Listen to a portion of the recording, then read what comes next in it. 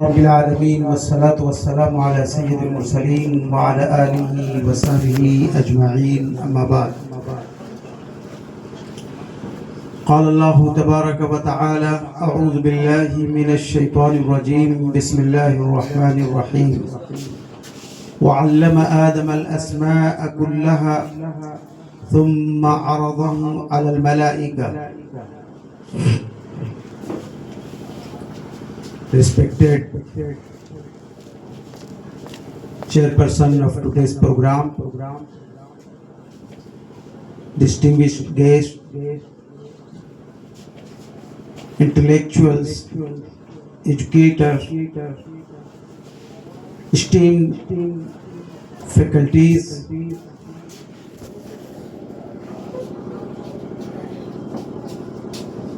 dear students, सही मानों में अगर देखा जाए तो कुरान मिराकुल और एक जिंदा मौजिज़ा है। अभी कारी साहब ने कुरान की तिलावत की, चाहे हम समझें या न समझें, लेकिन हम सब लोगों का दिल, हम सब लोगों का दिमाग सब कुरान की आयतों की तरफ। ये अपने अंदर एक कशिश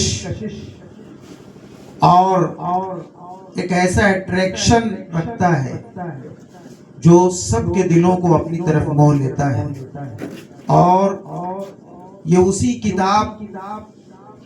का असर हो सकता है जो इस पूरी कायनात का क्रिएटर है, जो पूरी इस कायनात का पैदा करने वाला है।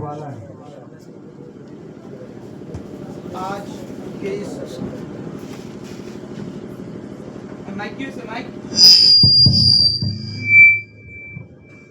स्पेशल ओकेजन पे जहां हम सब लोग यहाँ पे हैं, उपस्थित हैं, अल्लाह हम सब लोगों के यहाँ आने को कबूल फरमाए। दो बच्चों ने कुरान करीम को कंप्लीट मेमोराइज किया, वो भी बहुत ही कम टाइम में, 1 साल और ज्यादा से ज्यादा 1-1.5 साल के अंदर, बल्कि उससे भी कम है।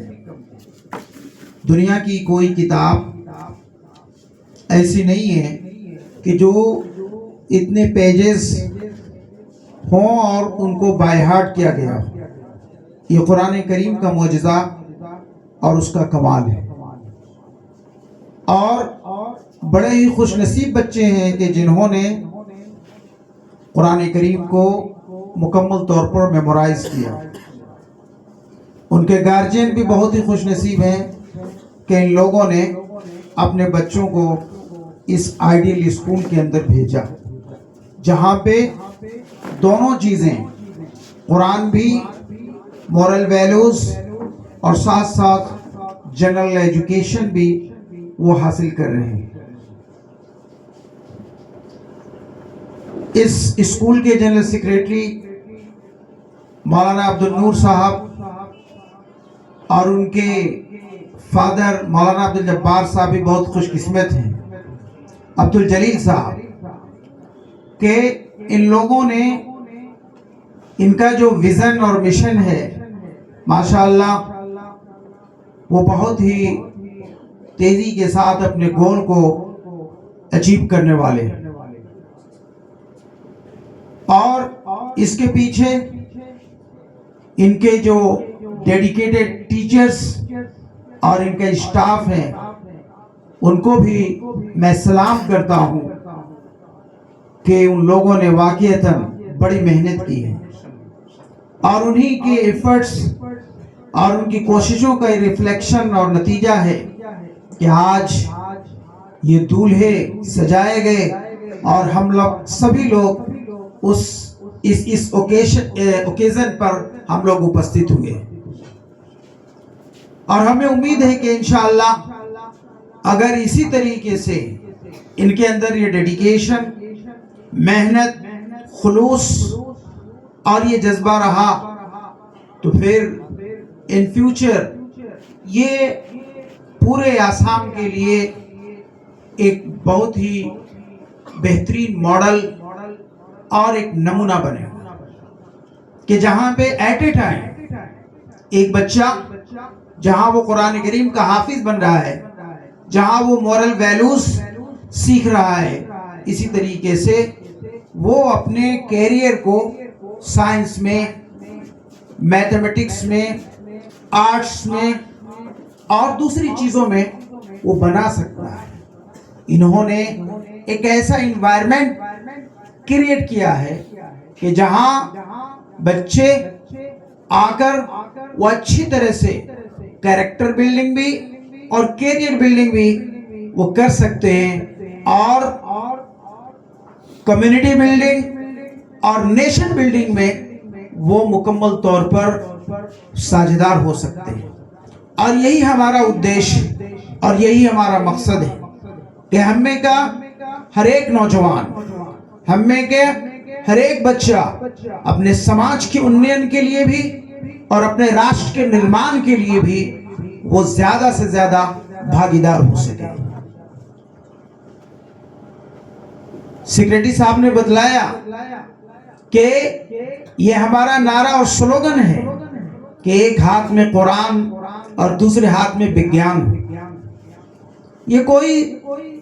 ताज्जुब की बात नहीं है, बल्कि ये शुरू से होता आया रहा।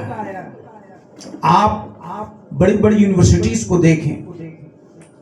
कोटबा को देखें, जामे ज़ैतूना को देखें, जामुल करवीन को देखें